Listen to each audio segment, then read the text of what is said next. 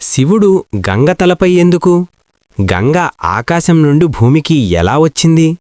మరియు శివతలపై ఎందుకు ప్రవహిస్తుంది? ఇది కేవలం ఒక కథ కాదు, ఒక గొప్ప రహస్యం. భగీరథుడి తపస్సు. ఒక రాజు భగీరథ తన పూర్వీకుల ఆత్మలకు శాంతి ఇవ్వడానికి గంగాను భూమికి తీసుకురావాలని తపస్సు చేశాడు. గంగా అవతరణ. గంగ స్వర్గం నుండి భూమికి వస్తే భూమి తట్టుకోలేక నాశనమవుతుంది. శివుడి పాత్ర. అప్పుడు దేవతలు శివుణ్ణాశ్రయించారు. శివుడు గంగాను తన జటల్లోకి తీసుకున్నాడు. ఆమె ప్రవాహాన్ని నియంత్రించాడు. జటలలో గంగ. సింబలిజం. శివుడి జటల్లో గంగ నెమ్మదిగా ప్రవహించింది. తర్వాత భూమికి చేరింది. Untold truth. గంగ అంటే శక్తి, ఎనర్జీ. శివుడు అంటే నియంత్రణ, కంట్రోల్. శక్తి నియంత్రణలో ఉంటే ప్రపంచానికి ఉపయోగం.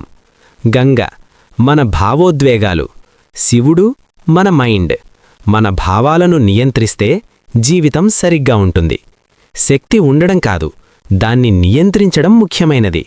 శివుడు గంగాను ధరించలేదు, శక్తిని నియంత్రించాడు. ఈ వీడియో నచ్చినట్లయితే లైక్ చేసి ఛానల్ని సబ్స్క్రైబ్ చేసుకోండి.